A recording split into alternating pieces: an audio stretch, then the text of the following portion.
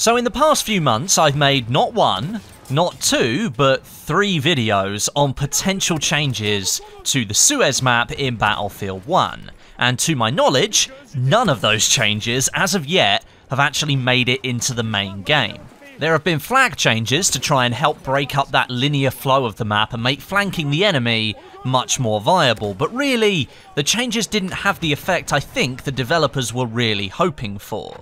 It's been a few months now since the last update to the map, and it seems DICE has either gone back to the drawing board, or they've scrapped the idea completely, but they did make one update that has boosted Suez from what was nearly the worst map in the game, to in my opinion now, a very good one. They added the Frontlines game mode to this map. In an update last Friday to the CTE, DICE added the Frontlines game mode solely to the Suez map, and they asked people to jump on and test out the layout and to give their impressions via Reddit.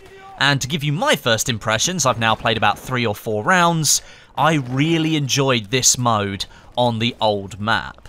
To give you an overview, DICE has taken pretty much the entire play area that we're used to in Conquest, and they've divided it up into 7 sections, and then gone with a 5 flag layout here. The flags form an almost straight line right through the 2 villages that Suez has, and this creates some proper frontline feelings that you're actually pushing backwards and forwards, taking and losing ground all of the time. Outside of the 5 flags, once a team manages to attack the MCOM stations, the map opens up quite a little bit and it removes a lot of the cover that is present in those towns. The British MCOM location is set back in the trenches towards their spawn on Conquest, and the Ottomans have their outpost location on the other side of the map. This changes up the gameplay quite a lot, and it offers a completely different feel, but it also presents a proper challenge for the attackers, who have to basically try and push across near open ground towards the enemy's HQ before they can try and arm the MCOMs. It's basically the hardest part of the game mode, and it comes right at the end. I think that's exactly how most linear game modes should play out in Battlefield. The central flag to be captured is perhaps the most open of the 5, and it sits in the middle between the 2 towns, so a very similar location, I think it's exactly the same actually, to the central Conquest flag. And the combat extends the range just a little bit, but not really enough to change the gameplay overall, and you'll find here that a lot of people use that large sand dune in the middle as proper cover. You'll get a lot of explosive spam at this point, but it is really the only point of the map that really happens. The rest of the combat is confined to those buildings in the towns. Much of the combat really is close quarters and kind of medium range inside the flag zones, but once you get to the MCOM stations, that's where it opens up and you will get some long range combat, and snipers can be quite effective here. But you should expect SMGs, LMGs and shotguns to basically dominate this battle.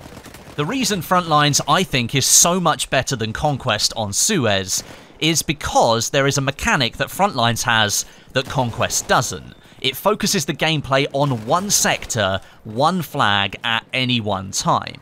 Of course, you can run around outside of that sector if you want to, but if you want to win the game, you need to focus on that flag that is available at that time. And having a reduced player count as well, 16 versus 16 instead of the 32 versus 32 that we have on Conquest, that helps to stop some of the annoying sniper spam that this map has, because the open lines of sight can still be exploited, but with less players, there's less people using snipers overall. Less people running around like headless chickens at the side of the map. The battle is happening over the flags in the middle, and I think that creates a much purer experience. It's really only affected by the people who are actually engaged in the battle in the middle, rather than some external force, which is quite nice actually. Of course as well, Frontlines doesn't have elite classes or behemoths either, so the armoured train can't steamroll past, blasting the sand dunes with rounds from its cannons, and with no elite classes, you really only need to worry about the standard infantry that might be around you. Now, as with most Frontlines maps in Battlefield 1, there are vehicles available. I believe you can have 1 tank per team at any one time, but because most of the action focuses around the 2 towns, the tanks can be extremely vulnerable to assault players with their explosives. So if you're driving a tank on Suez in Frontlines, you need to be really, really careful.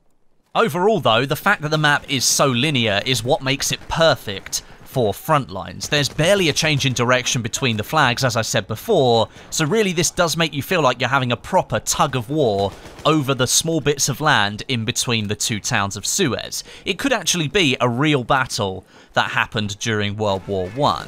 Despite DICE not really doing anything to the map since they said they wanted to fix it back in February, I am glad that they found something to redeem Suez, because this was one of probably 2 throwaway maps in Battlefield 1 for me, along with Giant Shadow, which again has amazingly poor map design considering the game modes that DICE decided to add to it. Once Suez Frontlines gets added into the main game, I finally feel like I'll have a game mode that I want to play on Suez.